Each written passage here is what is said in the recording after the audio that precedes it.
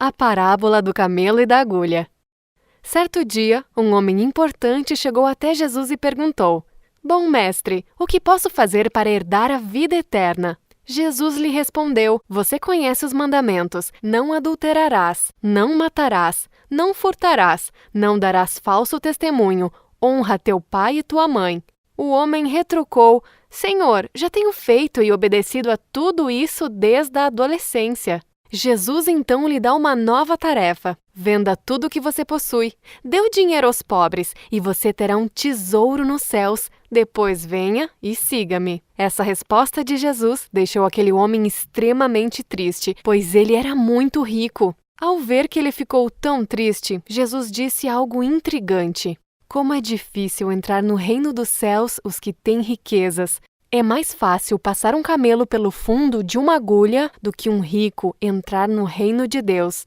Os que estavam com Jesus e ouviram isso ficaram espantados e perguntaram: Então quem é que pode ser salvo? Jesus responde: O que é impossível para os homens é possível para Deus. Vamos parar por um momento e dar uma maior atenção para tudo isso. A parábola em si, na verdade, tem apenas 2 linhas. É o texto todo e também o contexto cultural da época que nos ajudará a entender o significado da fala de Jesus.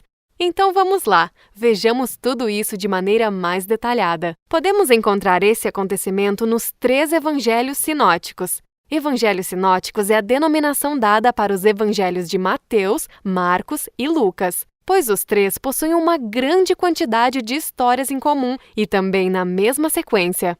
Lucas descreve esse homem como um homem de posição. Marcos menciona que ao aproximar-se, este homem correu e se ajoelhou diante de Jesus. A primeira pergunta daquele homem já é bem interessante. O que posso fazer para herdar a vida eterna? Ele realmente desejava isso, mas vemos aqui que ele queria alcançá-la pelos seus próprios esforços e ações. Se pensarmos por um momento, veremos que a pergunta em si já é um pouco controversa. O que um herdeiro faz para receber sua herança? Nada! A herança é direito do herdeiro, uma vez que é filho. Pensando agora sobre a nossa salvação, o que nós podemos fazer para herdá-la? Nada além de aceitar o sacrifício de Jesus, pois Ele quem nos reconcilia com Deus e nos coloca como parte da família. E então, como parte da família, recebemos a vida eterna. Não há nada que possamos fazer para merecer a salvação. É um dom gratuito, por meio do sacrifício de Jesus na cruz. Jesus responde à pergunta daquele homem listando uma série de mandamentos, mas não na ordem em que Deus passou para Moisés. Todos os mandamentos citados por Jesus diziam respeito ao relacionamento com o próximo. Não adulterarás, não matarás, não furtarás. O jovem afirma que já fazia tudo aquilo e provavelmente até esperasse ser elogiado por isso, afinal, ele seguia toda a lei. Mas faltava algo. Sim, o homem afirmou que seu relacionamento com o próximo estava bom, mas e seu relacionamento com Deus? Para aquele homem faltava a entrega total, faltava amar ao Senhor sobre todas as coisas.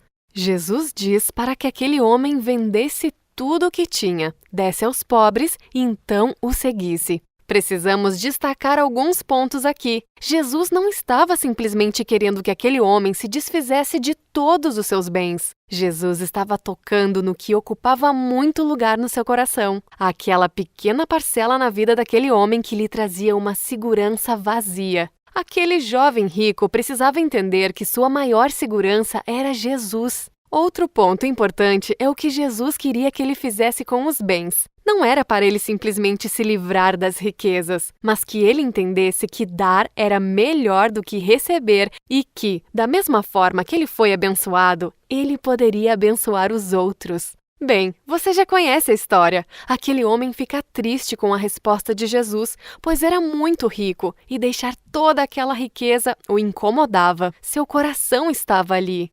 Mas se nós olharmos por um outro ponto de vista, Jesus havia deixado toda a sua glória e majestade nos céus por amor a nós. Jesus não estava pedindo para aquele homem nada além do que ele mesmo havia feito. Era como se Jesus estivesse dizendo: eu deixei toda a riqueza do mundo por você. Você pode deixar essas riquezas passageiras por mim? Mas aquele homem não podia, e é por isso que Jesus declara essa parábola por causa do posicionamento daquele homem. É mais fácil passar um camelo pelo fundo de uma agulha do que um rico entrar no reino de Deus. Finalmente chegamos na parábola. Que camelo é esse e que agulha é essa? Ao longo da história, muitas pessoas já tentaram interpretar essa parábola e há duas interpretações muito conhecidas. A primeira delas é em relação à linguística. A palavra camelo, no grego, se assemelha muito com a palavra corda ou cordão. Uma pequena mudança e não estaríamos mais falando de um animal de 4 patas. A interpretação é que Jesus se referiu a uma corda, pois se esta fosse desfiada, alguns dizem até amolecida, entraria no fundo da agulha. Mas Al-Tayyib, um escritor e sacerdote da Igreja do Oriente, foi contra essa ideia no século XI, dizendo que a palavra correta é camelo. Temos ainda uma segunda interpretação, talvez até mais conhecida, que a agulha, na verdade, remete a uma porta. Mas fique calmo, já vamos explicar. As aldeias do Oriente Médio muitas vezes tinham portas largas que se abriam da rua para o pátio das casas. Essa porta precisava ser aberta para que um camelo carregado pudesse entrar. Mas, por ser feita de madeira, era difícil de ser aberta. E por isso havia um recorte nela, uma porta menor, que se abria com maior facilidade. Alguns comentaristas surgiram no passado dizendo que essa pequena porta era chamada de buraco ou olho da agulha.